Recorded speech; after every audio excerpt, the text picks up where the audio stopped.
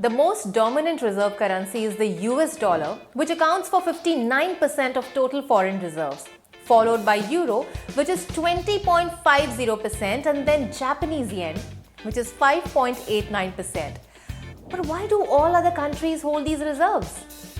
Let's understand that in this video.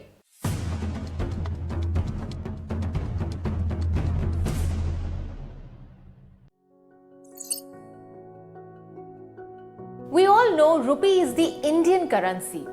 It means that it is the standardized government and generally accepted medium of exchange for various goods and services in our country. But transactions in this world do not happen between the people or even organizations of the very same country.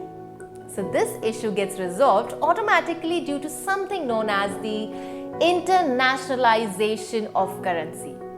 So in simple words, when a particular currency is used outside the borders of its country of issue or home country, then it is known as internationalization of that currency.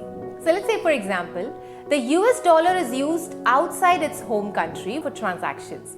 So we can say that the US dollar is an international currency. It is also important to understand that this international currency can be used by both the residents as well as the non-residents of the currency's home country. The level of currency internationalization for a particular currency is determined by the demand that users in other countries have for that currency.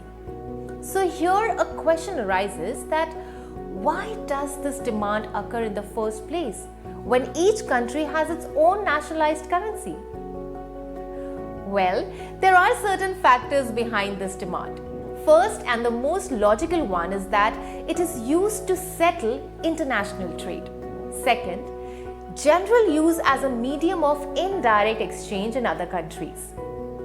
Third, this international currency is held by the central banks of various nations as a reserve currency. A reserve currency is a large amount of currency held by central banks and major financial institutions to use for international transactions.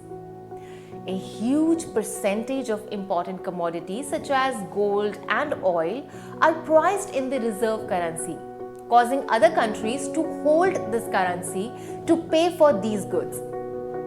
The reserve currency facilitates smooth global transactions, including investments and international debt obligations. Things happening in Sri Lanka now shows us what happens when a country runs out of reserve currency.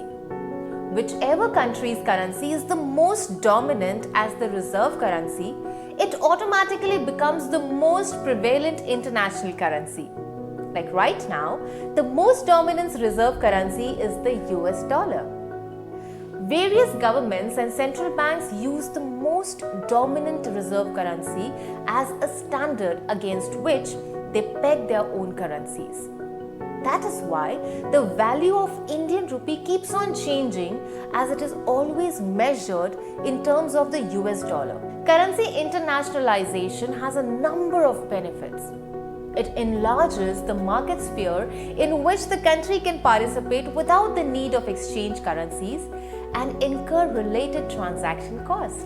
Residents of the country with this currency can denominate foreign transactions in their local currency. Now, this country can lend and borrow in a hassle-free manner without worrying about exchange rate risk.